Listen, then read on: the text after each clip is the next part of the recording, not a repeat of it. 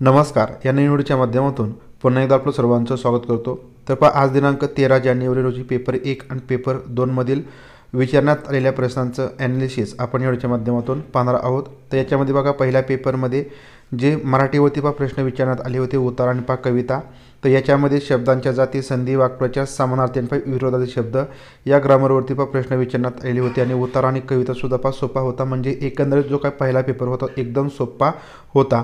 नंतर बघा, नेहमीप्रमाणे जो काय बहुभाषिकता हा घटक आहे या कन्सेप्टवरती प्रश्न विचारण्यात आलेले होते. समावेशी बालके यावरती सर्व विषयामध्ये प्रश्न विचारण्यात आलेले. समावेशी बालके म्हणजे लक्षात ठेवायचं आहे की जे काय अपंग वगैरे विद्यार्थी असतील त्या सर्वांना या ठिकाणी सर्वसामान्य विद्यार्थ्यांबरोबर शिक्षण देणं म्हणजे या ठिकाणी ही समावेशी शिक्षा असते आणि त्याच्यामध्ये त्या विद्यार्थ्यांसुद्धा सामावून घेणं, तर ही समावेशी बालके आहेत.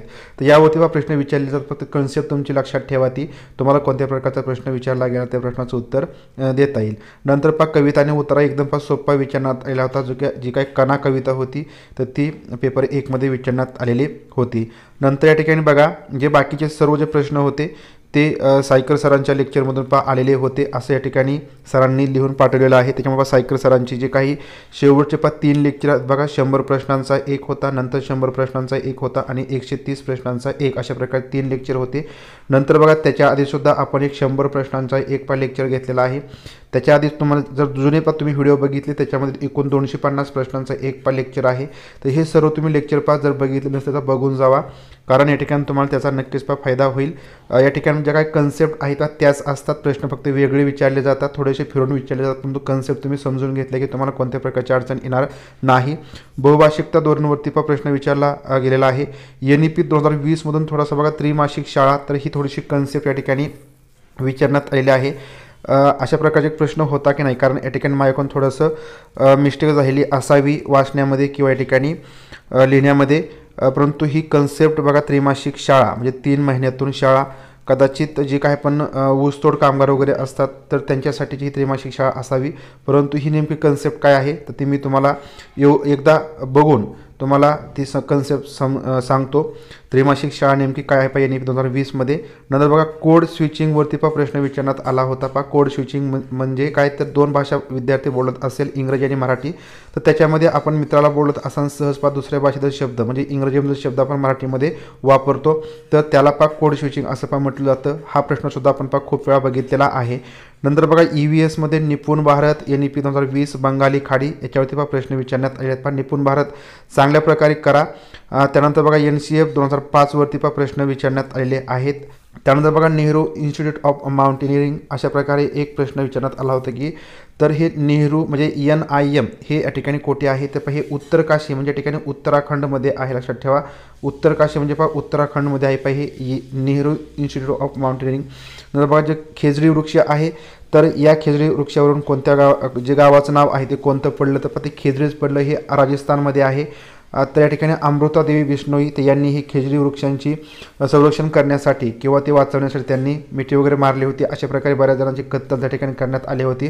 तर असा हा खेजडी वृक्षाचा जो इतिहास आहे, परंतु फक्त त्या ठिकाणी कोणत्या त्या गावाचं नाव त्या वृक्षावरून काय पडलं, फक्त खेजडी हे लक्षात ठेवा. त्यानंतर बघा, मनाली घरे या संदर्भात प्रश्न विचारण्यात आला होता. दगड आणि लाकडाने या ठिकाणी ही घरं बनवली जातात, परंतु बांबूवरती ही घरे नसतात. अशा प्रकारे ही मनालीची घरे. नंतर बघा, CDP मध्ये व्यागोस्की पियाजे समावेशी शिक्षा, मेटाकॉग्निशन कन्सेप्ट आणि सोशल इंटरॅक्शन, तर व्यागोस्कीवरती हे प्रश्न विचारण्यात आलेले होते. त्याच्यानंतर बघा, या ठिकाणी मनालीवरती जे प्रश्न होते तुम्हाला मी सांगितला. नंतर बघा, दिल्लीपासून मुंबईपर्यंत जात असताना या ठिकाणी कोणते कोणते राज्ये त्या वेमध्ये येतात, तर अशा प्रकारचे एक प्रश्न विचारण्यात आलेला होता. नंतर बघा, गव्हापासून कोणकोणते पदार्थ या ठिकाणी बनवले जातात आणि त्यापैकी कोणता बनवला जात नाही, तर असा एक प्रश्न विचारण्यात आला होता की खालीलपैकी कोणता गव्हापासून पदार्थ बनवला जात नाही. त्यानंतर बघा, मराठीमध्ये गद्दी माडगुळकरांचा उतारा कणा कविता होती. नंतर या ठिकाणी भगिनी निवेदिता तर यांच्या संदर्भात कवितेमध्ये एक उतारा विचारण्यात आलेला होता. त्यानंतर या ठिकाणी बघा नेहरू इन्स्टिट्यूट ऑफ माउंटेनिंग आपण बघितलं उत्तराखंड. नंतर बंगालची खाडी या ठिकाणी जे काय 3 निकटवर्तीय राज्य आहेत ते कोणकोणते आहेत बघा, आंध्र प्रदेश, ओडिशा आणि तमिळनाडू. तर ही जवळची राज्य आहेत बंगालच्या खाडीपासूनची. त्यामुळे काय खाड्या आहेत खाड्याजवळची कोणकोणती राज्य आहेत, निकटवर्तीय राज्य आहेत ते थोडंसं वाचून जावा, कारण त्याच्यावरती प्रश्न विचारला जात आहे. म्हणजे एकावेळेस तुम्हाला वेगळी खाडी विचारली जाऊ शकते. नंतर खेजडीचे आपण या ठिकाणी बघितलं. स्वच्छता अभियान गांधीजी यांच्याविषयी प्रश्न विचारण्यात आलेला होता. नंतर ॲनिमिया कालसुद्धा हा प्रश्न विचारण्यात आला होता. ॲनिमिया या ठिकाणी कशाच्या कमतरतेमुळे होतो, तर लोह आयर्नच्या कमतरतेमुळे या ठिकाणी ॲनिमिया हा रोग होत असतो. त्याच्यानंतर बघा या ठिकाणी अशा प्रकारचा एक प्रश्न विचारला होता की गोलकोंडा किले के मानचित्र में 1 सेंटीमीटर जमीन पर 110 मीटर की दूरी दर्शाता है. इस मानचित्र में फतेह दरवाजे के बीच की दूरी 13.7 सेंटीमीटर है. जमीन पर इन दोनों दरवाजों के बीच कम से कम दूरी होगी. तर अशा प्रकारे ठिकाणी तुम्हाला अशा प्रकार जे अंतर आहे ते अंतर काढण्यासाठीचा हा प्रश्न विचारण्यात आला होता. नंतर बघा यात्रा भ्रमण थीम से संबंधित मुद्दों को प्रभावी ढंग से सीखा जा सकता है. तर या ठिकाणी याचं उत्तर पोस्ट ऑफिसचे क्षेत्र भ्रमण, तर अशा प्रकारे या ठिकाणी दिलेलं आहे. नंतर जल संरक्षण बघा राजेंद्र सिंग यांच्यावरती प्रश्न विचारला गेलेला आहे. जल संरक्षण के लिए कार्य कोणी केलं, तर राजेंद्र सिंग हे लक्षात ठेवा.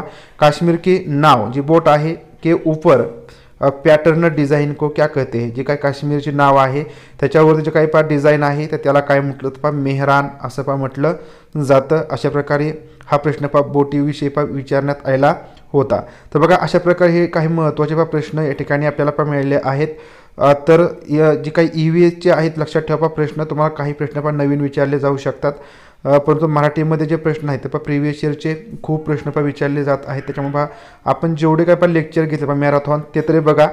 जर तुम्हाला कन्सेप्ट क्लिअर पाहिजे असतील तर आपण 15-15, 30-30 प्रश्नांचे जे काही व्हिडिओज बघितलेले आहेत त्याच्यामध्ये तुमच्या सर्व कन्सेप्ट क्लिअर होऊन जातील. परंतु आत्ता तेवढा वेळ नाही, कारण आता डायरेक्टली 17ला परीक्षा असणार आहे आणि 17पर्यंत तुम्हाला वेळ असेल तर या ठिकाणी ज्या मॅरेथॉन आहे त्या सर्व व्यवस्थित बघून घ्या. आता या ठिकाणी सणसुद्धा येणार आहे उद्या परवा 2 दिवस, त्याच्यामुळे बऱ्याच महिलांच्या बाबतीमध्ये वेळ मिळणार नाही. परंतु वेळ काढा, कारण 17ला जरी पेपर असला तरी सुद्धा तुमच्याकडे 2-3 दिवस आहे. परंतु मध्ये आता जर संक्रांत आलेली असेल तर वेळ तुम्हाला मिळणार नाही. परंतु वेळ काढा, मॅरेथॉन सगळ्या कव्हर करा, म्हणजे तुम्हाला 17चा पेपर अवघड जाणार नाही. आणि या ठिकाणी आपण थोड्या वेळाने निपुण भारत विषयी जी संपूर्ण माहिती आहे ती संपूर्ण माहिती लाईव्ह सेशनच्या माध्यमातून बघूया. कारण निपुण भारत विषयी तुम्हाला भरपूर प्रश्न विचारले जात आहेत. त्याच्यामध्ये सर्व कन्सेप्ट तुमच्या माहिती असणं तुम्हाला गरजेचं आहे. तर निपुण भारत विषयी लाईव्ह सेशन आपण थोड्या वेळाने बघणार आहोत. त्यासाठी सर्वांनी जॉईन व्हा, म्हणजे तुम्हाला कोणत्या प्रकारचा प्रश्न त्याच्यावरती विचारला गेला तर त्या प्रश्नाविषयी तुम्हाला उत्तरं देता येईल. तर बघा अशा प्रकारे आपण आज 13 जानेवारी रोजी झालेल्या पेपरचं ॲनालिसिस व्हिडिओच्या माध्यमातून पाहिलं आहे. तर व्हिडिओ लाईक करा, व्हिडिओ शेअर करा. भेटूया पुढील व्हिडिओच्या माध्यमातून. तोपर्यंत धन्यवाद.